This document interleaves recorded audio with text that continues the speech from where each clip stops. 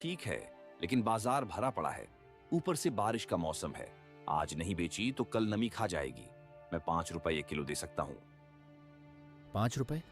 लाला जी, प्याज को खेत से निकलवा कर मंडी तक लाने में ही इससे ज्यादा खर्च हो गया। फसल खराब नहीं है, फिर इतना कम भाव क्यों? मंडी तुम्हारी मेहनत देखकर नहीं चलती, मांग देखकर चलती है। देना है तो दो, नहीं तो पीछे 10 किसान और खड़े हैं। मांग कम है तो नुकसान सिर्फ किसान क्यों उठाए? जब बीज महंगा था, खाद महंगी थी, मजदूरी महंगी थी, तब किसी ने नहीं कहा कि किसान का खर्च कम कर दो। अब फसल तैयार हुई तो हमारी मेहनत अचानक इतनी सस्ती कैसे हो गई? बहुत भाषण मत दो। 5 रुपए में देना है तो दो, वरना वापस ले जाओ। बारिश में प्याज सड़ गई तो मेरे पास रोते हुए मत आना। प्याज का भाव आप तय कर सकते हैं लाला जी, लेकिन मेरी मेहनत की इज्जत नहीं। इस कीमत पर मैं नहीं बेचूंगा। गोपाल ने अपनी प्याज वापस बैलगाड़ी पर रखी और गांव की ओर चल पड़ा। चलो मेरे भाइयों, चलो। रास्ते में उसे गांव के किसान नंदू और भोला मिले। वे अपनी फसल घाटे में बेचकर घर लौट रहे थे।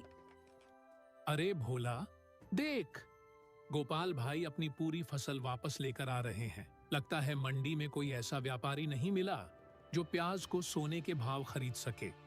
आज भरी गाड़ी देखकर गर्व कर लो गोपाल। 2 हफ्ते बाद यही प्याज बारिश में सड़ेगी, तब जानवर भी मुंह नहीं लगाएंगे। तुमने जो ठीक समझा वो किया, मैंने जो ठीक समझा वह किया। अपनी महीनों की मेहनत कौड़ियों में बेच देना मुझे समझदारी नहीं लगा। आगे क्या होगा यह समय बताएगा। नंदू और भोला हंसते हैं। गोपाल ने जवाब तो दे दिया, लेकिन उनके ताने उसके दिल में चुभ गए।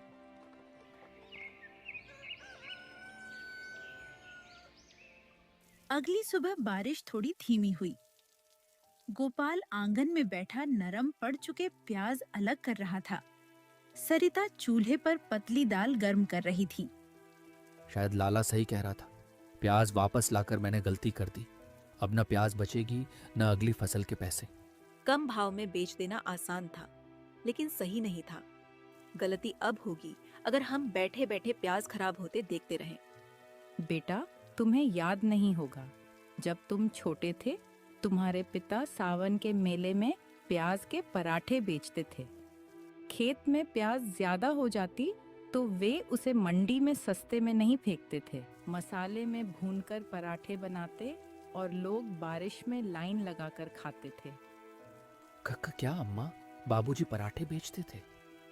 हाँ बेटा, उसी कमाई से इस घर की पहली पक्की दीवार बनी थी।